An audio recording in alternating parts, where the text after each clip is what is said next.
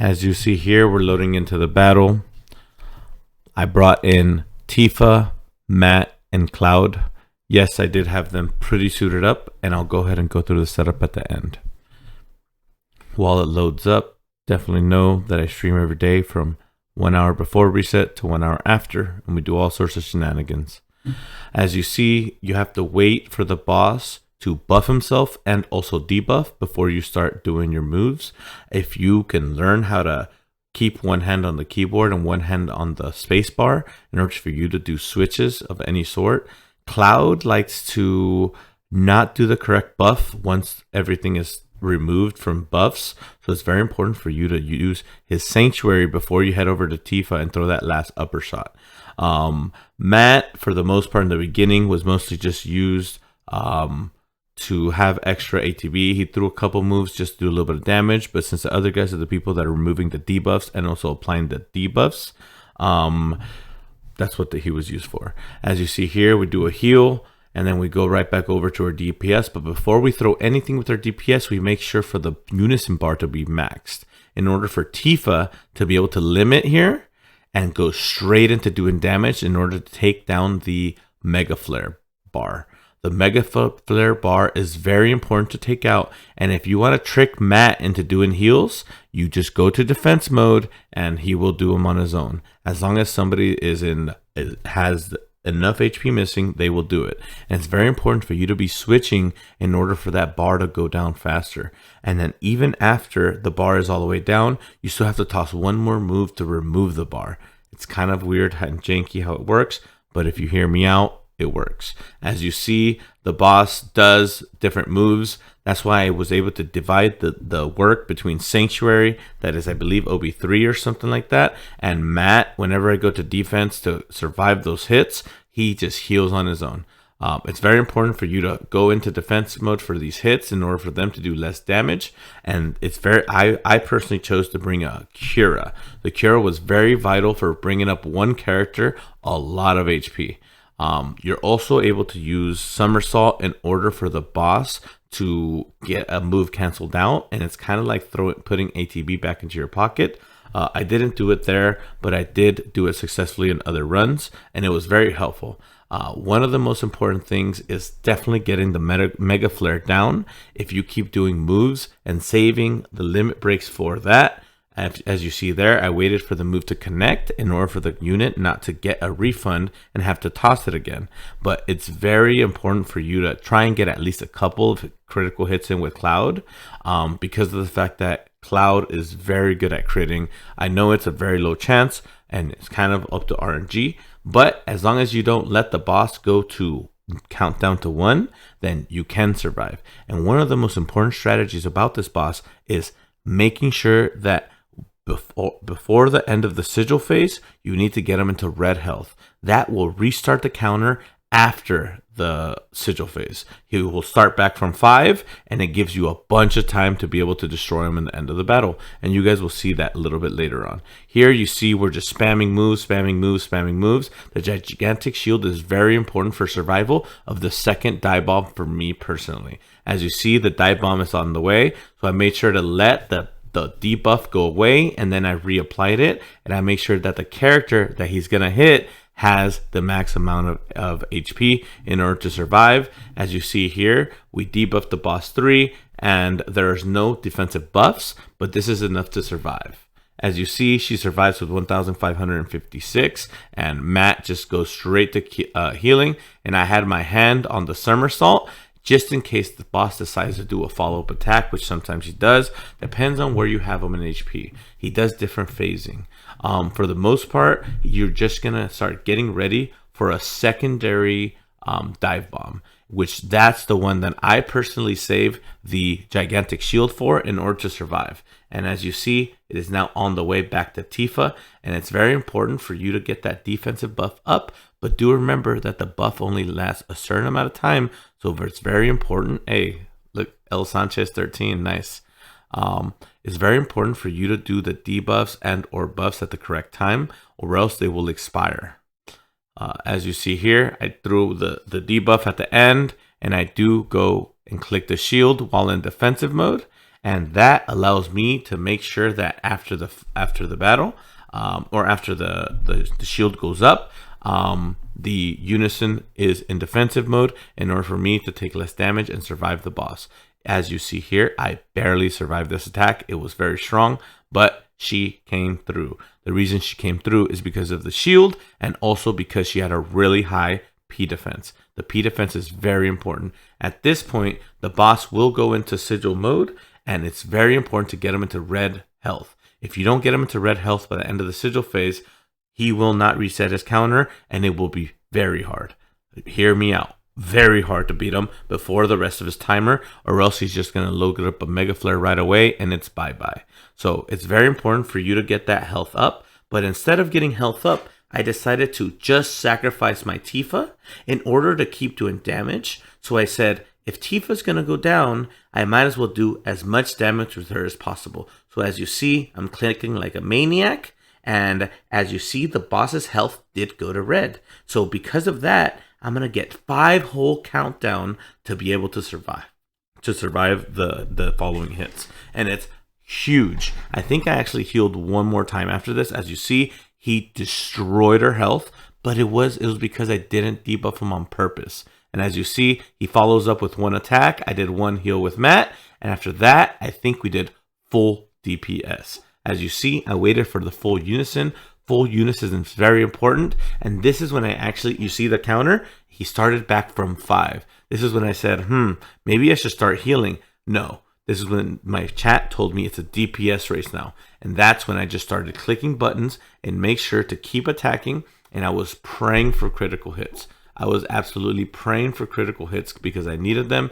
I don't know why I was wasting ATB at this phase in the battle. No ATB should be wasted on healing. It should be all damage to keep hitting him and taking him out. As you see, the boss keeps buffing himself. He keeps buffing himself because he's mad and he wants to hit us. But as you see, the 3 countdown is still so much time before he's going to be able to hit us. And that's why it was, after you see the Cloud's bar, it was actually glitched. It's not supposed to look like that, but it did glitch, and I didn't know when it was going to pop up until I heard the noise, and I ran away, went to it because I knew that I was super close to the battle. And this is when I was getting very scared because I knew that I was going to either make it or not. But this is when I started thinking, yes, it's going to be able to happen. OMG. And as you see right in front of you, we just started spamming. I went over to Matt. I think I went over to Matt. No, Matt, I just let Matt do his thing. And this is when the chat started going off because they knew that I was going to be able to do it. And as you see, with the proper, and I got lucky with the critical, and Matt came in with the Ruinra blow, or Ruinra, to take out the boss. So as you saw, he is no piece of cake. But one big thing about it is understanding the battle and understanding the phases. If you have any questions about whether the boss was doing magical or physical, he says it right next to the attack. If it has a wand, it's a magical attack. If it has a sword, it's a physical attack. And that's how you know whether to debuff with magical or physical. And I believe after this, I definitely stuck to the screen for a while because I was super excited and I was running around and I was just celebrating because this has probably been the hardest boss I faced ever since Solo Crash Sephiroth.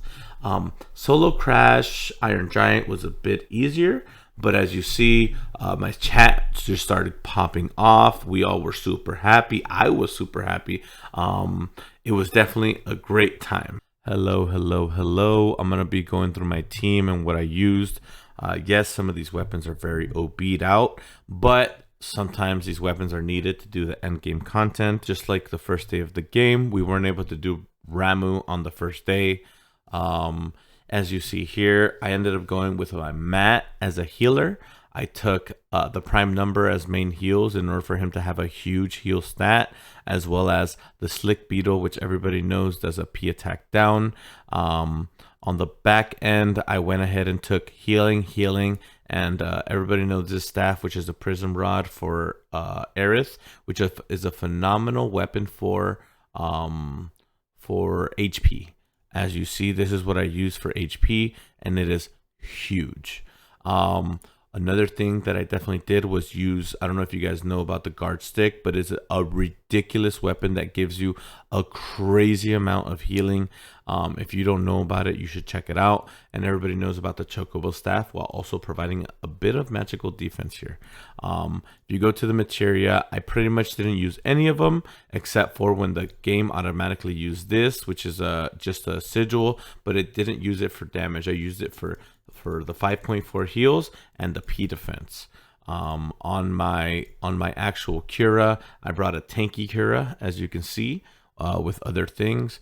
And on the last one, it was pretty much a stat stick in order to have health, P attack, and a good amount of healing with the side of the tankiness. So that material is actually pretty good. We're going to go ahead and go over to my main DPS, which is Cloud, and he uses his Zidane outfit along with the Zidane sword max. Yes, I did splurge a little bit on it, but it was not cheap. But at the same time, you know, it's part of the game, and it's one of the last weapons that I plan to OB10 because I found out that you don't actually need OB10 to be doing some other content. This is the 1% of the content that you do need this weapons maxed out for. And it's definitely nothing to laugh at or scoff at.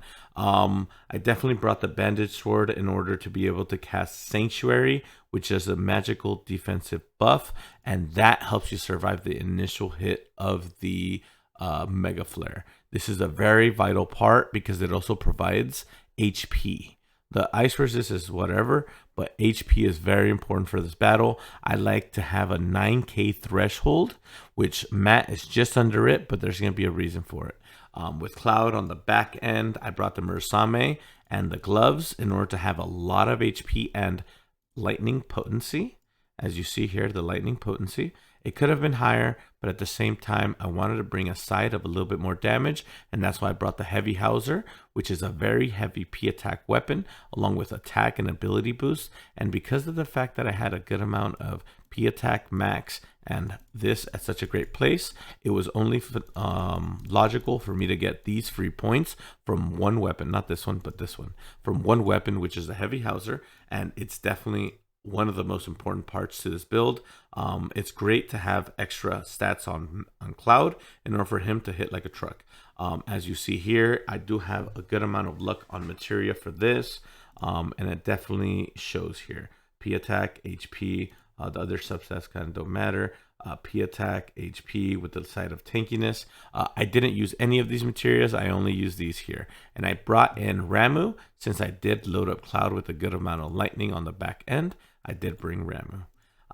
For Tifa, I brought her outfit from the crossover event, the Amaranth, and I brought her Amaranth Claws, which were phenomenal because right off the bat, Tifa was 8k with just the Amaranth Claws on the main hand, which is phenomenal. On her offhand, I brought the Tiger Fangs in order to do the magical attack debuff. I had them at OB5 as well as the Omni Gloves at level 5, and that ended up tossing shards into both while experimenting to find out what I need to do for this build. The one attack we're going to be spamming when not spamming the debuff is this attack itself, because while also buffing yourself, it provides a 720% damage, which is nothing to scoff at. For material on the back end, I went full physical build for her. This was what I had to do in order for her to be the unit I needed, while also being the debuffer I needed. She was also spamming limit break, somersault all the time, which was very important to this fight. In the materials, as you see here, I went full tankiness, as well as a good amount of tankiness here with some P attack, and on this bottom one, HP with physical defense. And the reason I did that was so that she was the big tank of the unit in order to be able to tank those big physical hits, as you will see in battle. I'm going to go ahead and show you all of our abilities. She's at 50, 64, which is max. Magic attack doesn't matter. This kind of matters because it did add to her damage. It was a 20% extra damage every time she created, so it did a little bit matter. Max out P attack with some points over, I know. It's just we weren't able to get it without it. Ice potency and lightning potency isn't really for anything because I'm not really using those. If I did, I would use this one down here, but most of the time I was just spamming this. So we're going to go over to the next unit. HP is at a great threshold, and so is the physical attack stance, and so is the max of P attack. As you see here, I like to put a little bit of extra in order for them to hit just a bit harder. Now we're going to go ahead and head over to my Matt. Matt is at a great place with 47, which is 2 points over. Well, 4 points, but it gets divided in two. You know that. He's not going to be here for damage. He is strictly here for maximum healing and survivability. These are not regular numbers that people would bring in, but these are whale numbers, obviously. Just like the Ramu, and as I said before, it's not meant to be done on the first day or 1 week in. A lot of whales have been kind of stressing out over this battle, and as you see during my strategy, I will go ahead and break it down for you guys. Thank you for watching.